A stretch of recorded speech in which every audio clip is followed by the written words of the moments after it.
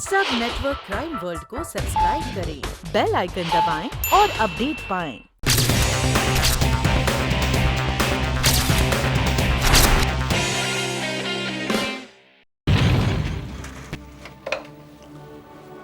Well colonel Paramvir, मैंने रायमा को कोई असाइनमेंट नहीं दिया। इन दोनों तो वो छुट्टी पे थी। लेकिन गीता कह रहे थे कि वो किसी खास सब्जेक्ट पर काम कर रही थी। ओ वो, अरे कर्नल वो तो उसकी आदत थी, खाली तो बैठती नहीं थी। वो किसी न किसी उधेड़ बुन में लगी रहती थी हमेशा। वैसे आजकल वो किस स्टोरी पर काम कर रही थी ये तो मुझे पता ही नहीं है। अच्छा, क्या हम उसकी डेस्क देख सकते हैं? Sure. Listen to me mister, Raima ने वो सौदा जितने में तय किया था, मैं भी वही रकम देने के लिए तैयार हूँ। और आपके पास इनकार करने की कोई गुंजाइश ही नहीं होनी चाहिए। रायमा का जो अंजाम हुआ वो तो आप जानते ही है ना। ठीक है, मैं आपसे वही मिलता हूँ।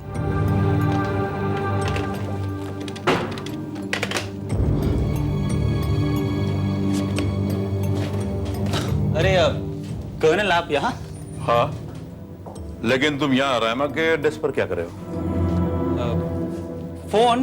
फोन करने आया था। वो क्या ना, मेरा इंस्ट्रूमेंट चल नहीं रहा है। आप यहाँ कैसे? हम ये जानने की कोशिश कर रहे हैं कि रायमा इन दिनों किस किस्म के केस पर तहकीकात कर रही थी। आई एम सॉरी, मुझे नहीं पता।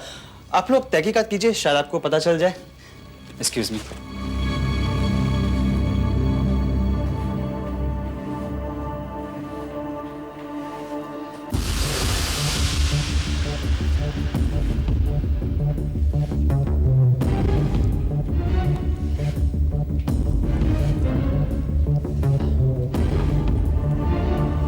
राजेश जी, ये क्या हुआ तुम्हारे पैर को?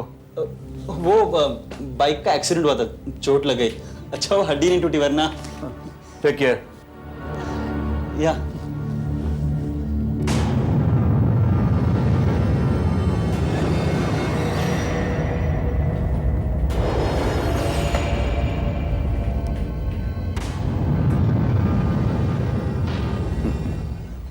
क्या हुआ ना? जादव, हमारे यहाँ आने के बाद राजेश ने एक नंबर डायल किया था, वो 5 डिजिट का था। क्या मतलब? मतलब ये कि वो बहुत चालाक है। वो नंबर उसने जानबूझकर दबाए थे ताकि अगर हम इसे रिडल करें तो हमें पता ना चल जाए कि वो किससे बात कर रहा था। लेकिन मुझे पता है कि ये नंबर भी उसे यही कहीं से मिला होगा। ढूंढते हैं, शायद हमें भी ये नंबर यहीं से मिल जाए।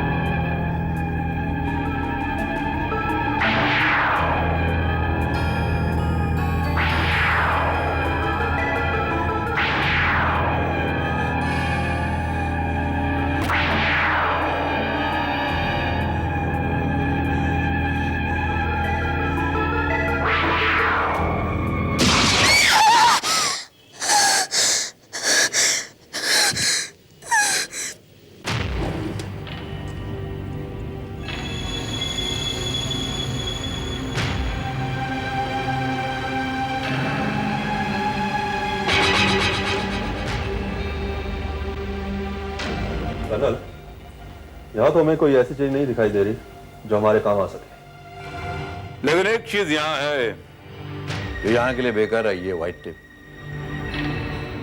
मुझे समझ में नहीं आ रहा ये टेप यहाँ किस लिए इस्तेमाल किया गया। जनरल, हो सकता है राइमा ने कभी इसका इस्तेमाल किया हो, यूं ही। नहीं जादव, मुझे लगता है इसका कोई खास इस्तेमाल हुआ है।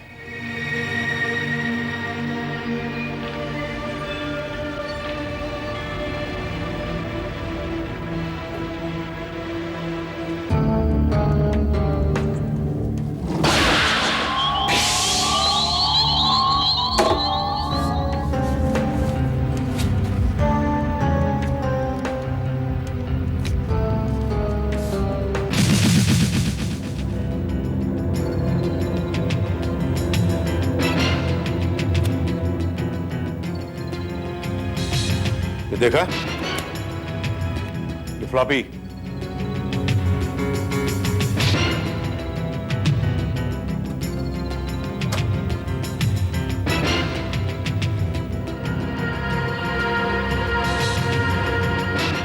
इसमें कुछ ना कुछ इंफॉर्मेशन जरूर होगी।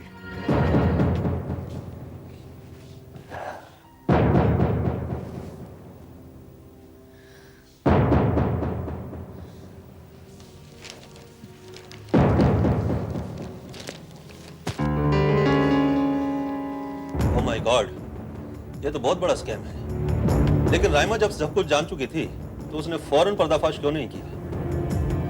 मुझे लगता है वो फंस गई थी, जान से हाथ धोना पड़ा। माय गॉड, अब मेरी समझ में आ गया स्टॉक एक्सचेंज में आंख क्यों लगाई गई। क्योंकि ये खबर शेयर मार्केट को पूरी तरह से उलट पुलट कर सकती थी।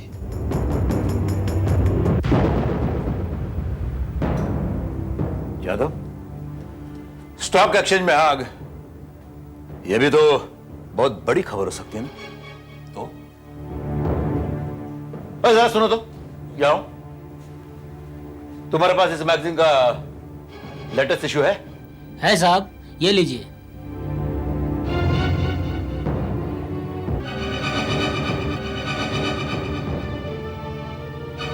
माय गॉड, उस लड़की गीता का यह सपना भी सच निकला।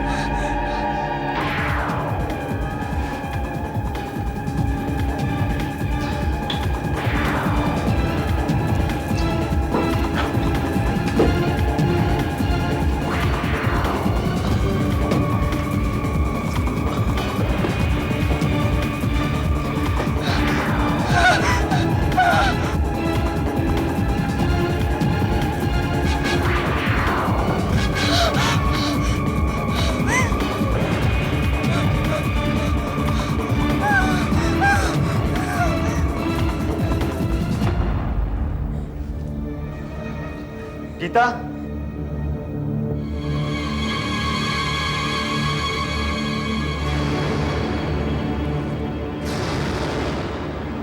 बात सुनो। नहीं तो मुझे मारा। गीता मेरी बात सुनो। गीता तुम्हें हो क्या? गीता, गीता, गीता, गीता मेरी बात सुनो। गीता,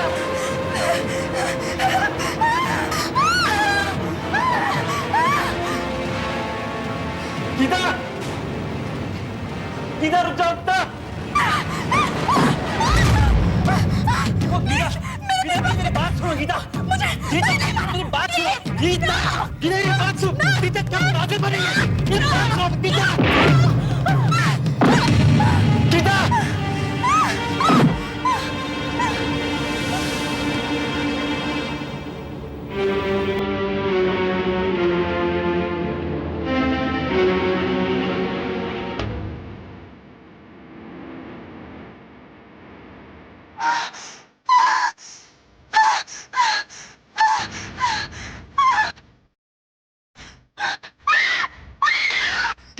गीता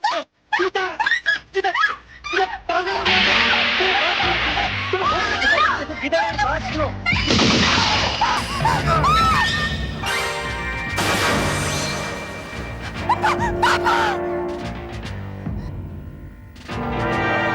पापा प्लीज मुझे बचा लीजिए, ये मुझे मार डालेगा। ये वही है जिसे मैंने देखा था।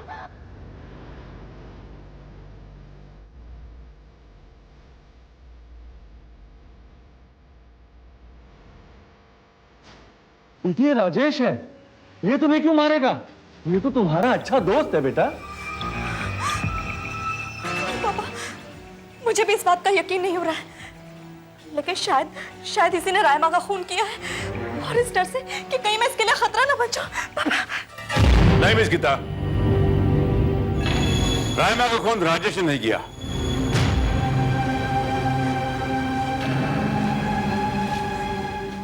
क्या? जी हाँ, तुमने उसे लंगड़ाते हुए देखा और तुमने ये सोचा कि ये वही खूनी है जो तुम्हें जान से मार डालने आया है, लेकिन असली कातिल कोई और ही है। कर्नल, गोली इसके कंधे को चीर कर निकल गई है। इसे फौरन अस्पताल ले जाना होगा।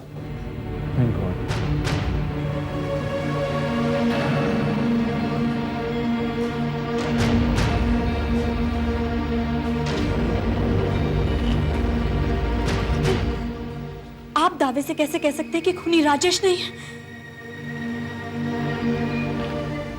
क्योंकि हम अच्छी तरह से जानते हैं कि रहमा का कातिल कोई ऐसा शख्स है जिसने अपने खिलाफ सारे सबूत मिटाने के लिए स्टॉक एक्सचेंज में आग लगवाई थी, जिसके इशारे पर शेयर मार्केट में करोड़ों रुपए के घोटाले हो रहे थे। जोशी, आप शेयर ब्रोकर हैं, आप तो अच्छी तरह से जानते होंगे कि वो कौन है। नहीं, मैं किसी ऐसे आदमी को नहीं जानता।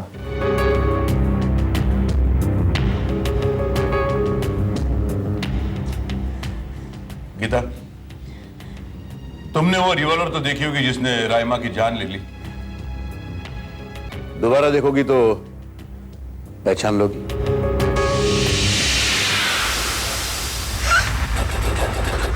हाँ कर्नल, वो रिवॉल्वर बिल्कुल ऐसे ही थी। मुझे अच्छी तरह से याद है, बिल्कुल ऐसे ही थी।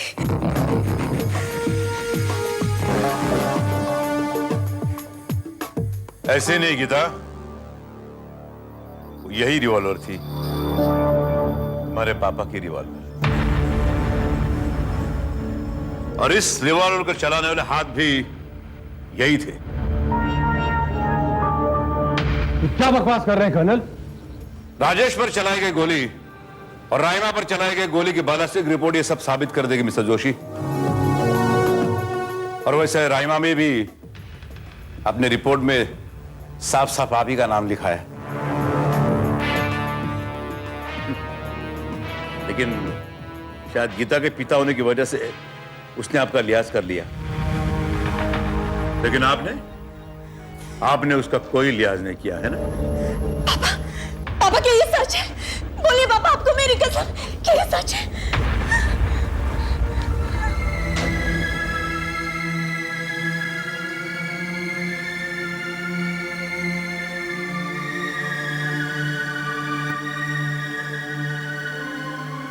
हाँ बेटी,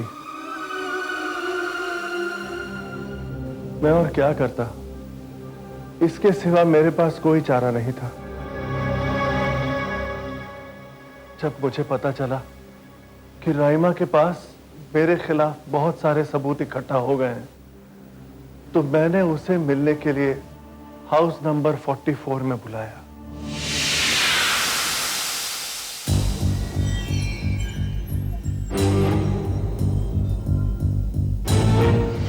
आप? हाँ, मैं। माफ करना, तुम्हें मेरा इंतजार करना पड़ा। लेकिन आपने मुझे यहाँ क्यों बुलाया है? देखो बेटा, तुम आजकल किस चक्कर में पड़ी हुई हो ये मैं अच्छी तरह से जानता हूँ, और मैं ये भी जानता हूँ कि कई सुराग तुम्हारे हाथ लग चुके हैं। जी हाँ, मैं जानती हूँ। आजकल शेयर मार्केट में नकली शेयर्स इतनी तेजी से आ रहे हैं जिनमें छोटे छोटे इन्वेस्टर्स बिल्कुल बर्बाद हो रहे हैं और आप जैसे लोग माला माल होते जा रहे हैं। यानी तुम हद से ज्यादा जानने लगी हो। जी और मैं ये भी जानती हूँ कि इन सब के पीछे आपका दिमाग काम कर रहा है। You are the man behind this dirty game. So what? धंधे में इस तरह के उल्टे सीधे काम तो करने ही पड़ते हैं। अंकल, आप मेरे सहेली के पिता हैं, इसलिए मैं आपका लिहाज कर रही हूँ और इसीलिए मैंने आपसे मिलना कबूल किया। और ये बात मैंने गीता से नहीं कही, लेकिन प्लीज हाँ, आप मुझसे मेरा फैसला बदलवाने की कोशिश ना करें तो ही अच्छा रहेगा। मेरे पास अब सिर्फ एक ही रास्ता है। नहीं अंकल, नहीं अंकल।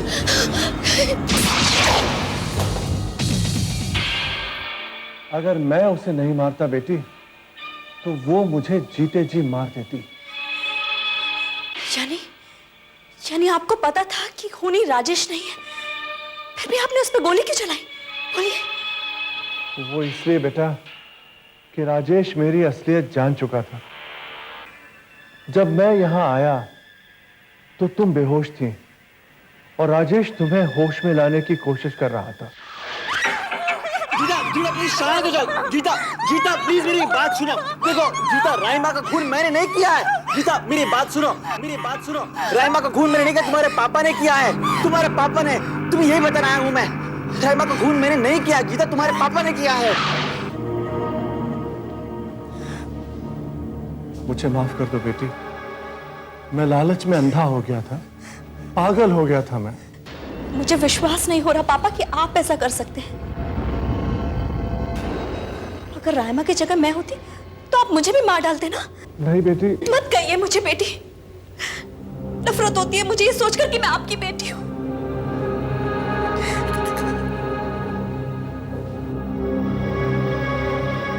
काश तुम्हें इस बात का भी पूर्वाभास होता कि खूनी तुम्हारे पापा है, तो शायद राइमा की जान बच जाती।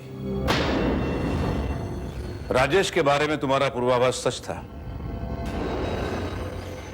लेकिन तुमने जो सोचा वो गलत था। ये तो अच्छा हुआ कि उसकी किस्मत अच्छी थी जो वो बच गया। आइंदा अपने पूर्वाभास पर विश्वास करने की गलती कभी नहीं करना, वरना कहीं ऐसा ना हो कि तुम्हें पछताना पड़े। मिस्टर जोशी, मैं आपको कानून के हवाले करता हूं।